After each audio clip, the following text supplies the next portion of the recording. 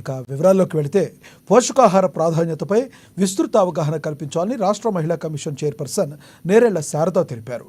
జిల్లా పర్యటనలో భాగంగా శుక్రవారం స్థానిక టీటీడీసీలో పోషకాహారంపై నిర్వహించిన అవగాహన కార్యక్రమంలో కలెక్టర్ రాజర్షి షాతో కలిసి ఆమె పాల్గొన్నారు.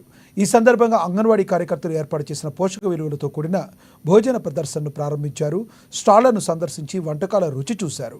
అనంతరం టీటీడీసీ సమావేశ మందిరంలో సదస్సు ఏర్పాటు చేయగా మహిళా కమిషన్ సభ్యురాలు Kumra Eshwaribai, ZP deputy CEO Kalindini, deputy Sabitha, ADC Milka, MEPMA పీడా మమిత, సుభద్ర, విజయలక్ష్మి, కమల, కాంగ్రెస్ నాయకురాలు ఆత్రం సుగుణ తదితరులు పాల్గొన్నారు. ఈ మేరకు మహిళా కమిషన్ చైర్పర్సన్ నేరెళ్ల శారద మాట్లాడుతూ మహిళలు పోషకాహారం తీసుకోవాలని, తద్వారా వ్యాధుల బారిన పడకుండా ఉంటారన్నారు. పూర్వకాలంలో అన్ని పోషకాలతో కూడిన ఆహారం తీసుకునేవారని, ప్రస్తుతం ఆ పరిస్థితి లేదన్నారు.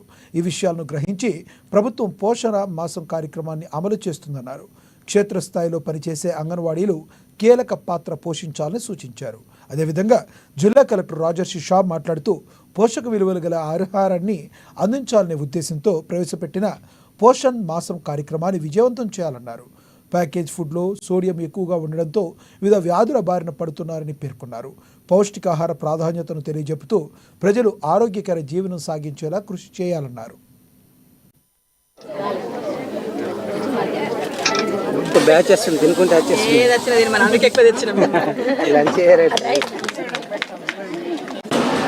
సో మీ అందరికీ తెలుసు, మన ఆంధ్రప్రదేశ్ కమిషన్ చైర్మన్ గారు గత 2 days నుంచి మన జిల్లాలో వివిధ యాక్టివిటీస్ కమిషన్ ఆధ్వర్యంలో జిల్లాలో జరుగుతూ ఉంది. నిన్న మేడం ప్రెసిడెంట్లో కూడా అక్కడ మహిళల క్యాటగిరీలో కూడా ఇంట్రాక్ట్ అయ్యి వాళ్ళని కూడా మెడికల్ క్యాంప్ పెట్టడం జరిగింది. దాంతో పాటు మళ్ళీ మేడం మీ అందరితో రివ్యూ మీటింగ్ కూడా చేయడం జరిగింది. ఈరోజు ముఖ్యంగా మన యొక్క యూనిక్ టాపిక్, అంటే ఈ టాపిక్ గురించి చాలా ఇంపార్టెంట్ డిస్కషన్ జరగాలి అని అంతా జరగట్లేదు. ఆ టాపిక్ పైన మేజర్గా మేడం మరియు కమిషన్ ఈ టాపిక్లో మీ అందరికీ ఒక అవగాహన చేయడం జరిగింది. అంటే అడ్మినిస్ట్రేషన్ తరఫు నుంచి మన మేడంకి కమిషన్కి కూడా థ్యాంక్స్ చెప్తున్నాము. సో ఎందుకంటే ఇప్పుడు మనం ప్యాకేజ్ ఫుడ్స్ అలవాటు ఎక్కువైంది, ఇంతకుముందు అంతా లేదు. తర్వాత ప్యాకేజ్ ఫుడ్స్లో అది సోడియం కంటెంట్ చాలా ఎక్కువ ఉంటుంది. సోడియం కంటెంట్ అది సోడియం ఉద్దేశంలో చిన్న కొన్ని కార్యక్రమాలు ఇవ్వడం జరిగింది. ఇవాళ పోషణ భాగంగా మీ అందరినీ కలుసుకొని అక్కడ పెట్టే స్టాల్స్ కూడా సందర్శించడం జరిగింది. సో ఈ కార్యక్రమంలో నాతో పాటుగా ఉన్నటువంటి గౌరవ కలెక్టర్ గారు, రాజశ్రీ గారు, తర్వాత మా కమిషన్ మెంబర్ ఈశ్వరీబాయ్ గారు, సబిత గారు, వీళ్ళలో డౌట్ వస్తూ ఉంటారన్నమాట.